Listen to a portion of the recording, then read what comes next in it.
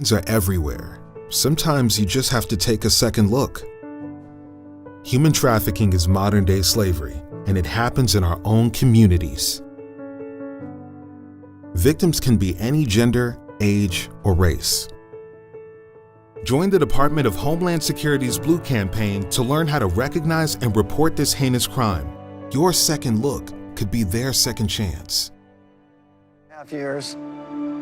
Living in Florida, we've experienced our own fair share of hurricanes, but never a flood. All that changed when Hurricane Matthew hit. Our entire home was flooded with almost 2 feet of water. We've had flood insurance ever since we moved here, and so now we're rebuilding our home from the ground up.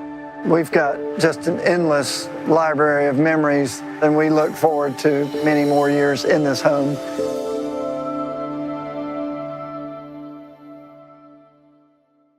Did one of your TV channels disappear? No need to worry. You just need to rescan.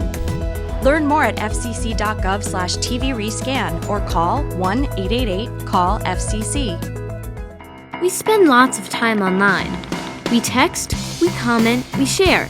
It's a big part of our lives.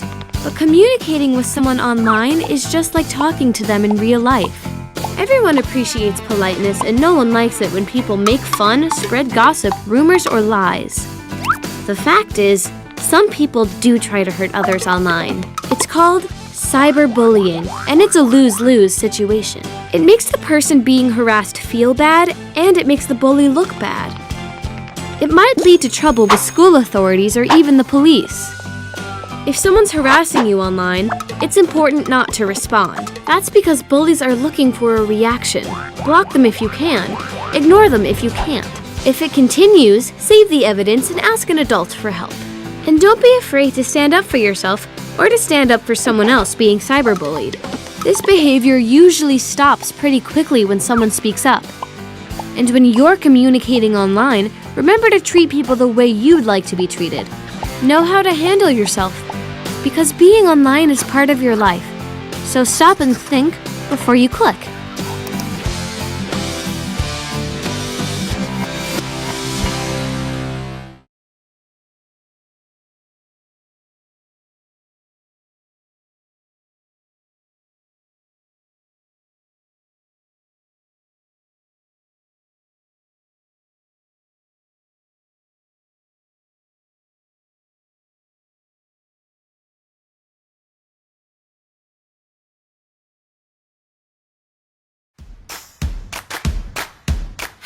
Eating healthy is important. The foods and drinks you choose for meals and snacks can help you be healthier now and in the future.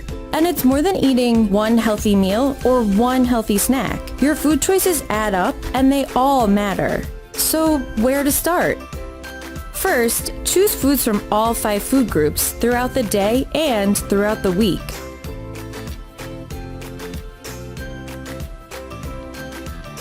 Fruits, vegetables, grains, protein foods, and dairy. Your fruits and vegetables can be fresh, frozen, dried, or canned. Try roasting or steaming them as a healthful option. Try starting your day with whole grains, like oatmeal or whole grain cereal. For extra flavor and crunch, add your favorite fruit or a handful of nuts. Stuck in the same old routine? Mix up your protein foods. Try seafood twice a week. And enjoy milk and yogurt in recipes or on their own.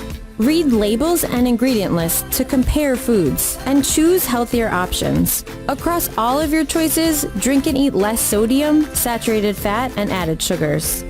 And hey, we know it's not always on a plate.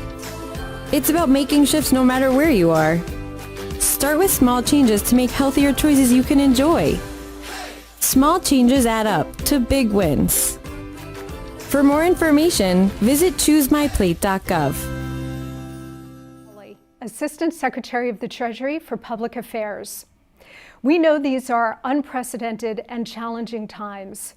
That's why we're committed to getting fast and direct assistance to you. All eligible Americans will be receiving an economic impact payment to help them through this time. So what do you need to do to get your money? Well, if you are a Social Security recipient, I have some good news for you.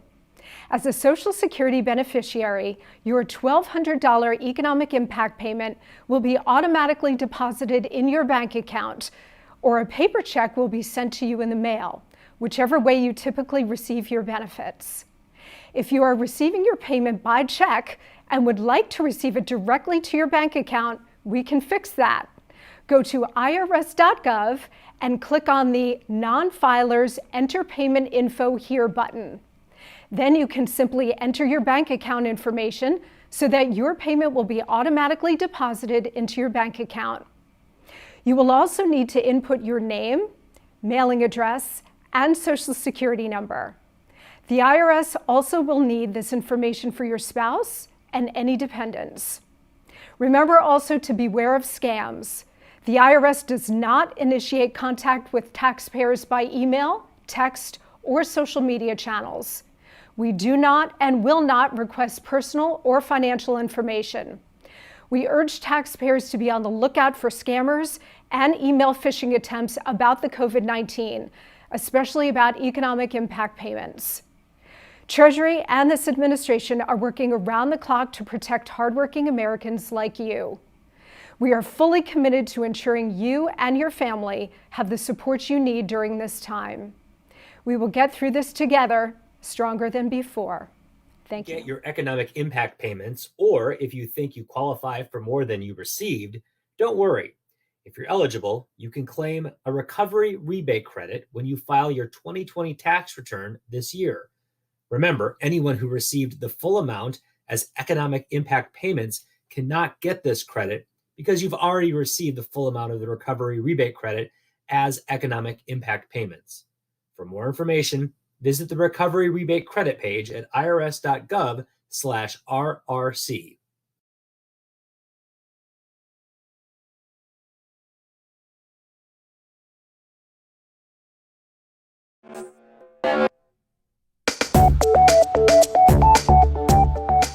You may have relaxed in a natural hot springs pool, or seen the old faithful geyser blasting hot water into the air in Yellowstone National Park.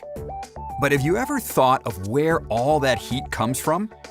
Well, it comes from deep beneath the surface of the Earth, and it's called geothermal energy. And we can use it to generate clean, renewable electricity.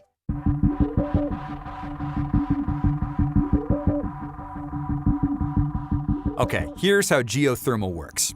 Heat from the Earth's crust warms water that has seeped into underground reservoirs.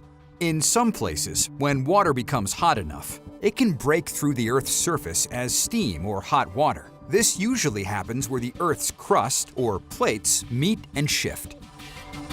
In the past, taking advantage of geothermal energy was limited to areas where hot water flowed near the surface. But as geothermal technologies advance, we can leverage even more of these natural, renewable energy sources. Engineers have developed a few different ways to produce power from geothermal wells drilled into the ground. Have a look at this. It's a dry steam geothermal power plant, and it's the most common type of geothermal technology used today. Underground steam flows directly to a turbine to drive a generator that produces electricity. Pretty straightforward. Another geothermal technology is called a flash steam power plant. A pump pushes hot fluid into a tank at the surface, where it cools. As it cools, the fluid flashes, or quickly turns into vapor. The vapor then drives a turbine and powers a generator. A binary cycle plant works differently. It uses two types of fluid. Hot fluid from underground heats a second fluid, called a heat transfer fluid, in a giant heat exchanger. The second fluid has a much lower boiling point than the first fluid, and so it flashes into vapor at a lower temperature. When the second fluid flashes, it spins a turbine that drives a generator.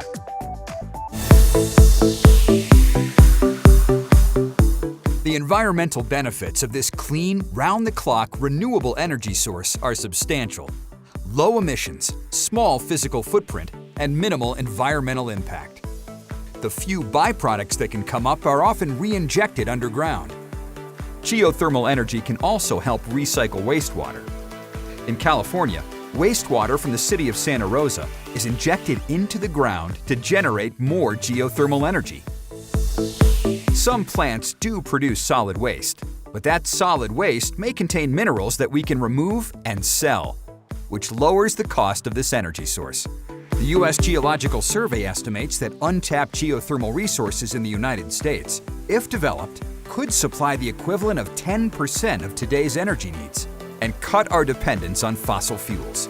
In fact, electricity generated by geothermal energy already provides about 60% of the power along the Northern California coast, from the Golden Gate Bridge to the Oregon state line. Geothermal energy, helping to push America toward energy independence and a clean, renewable way to meet our growing energy demands.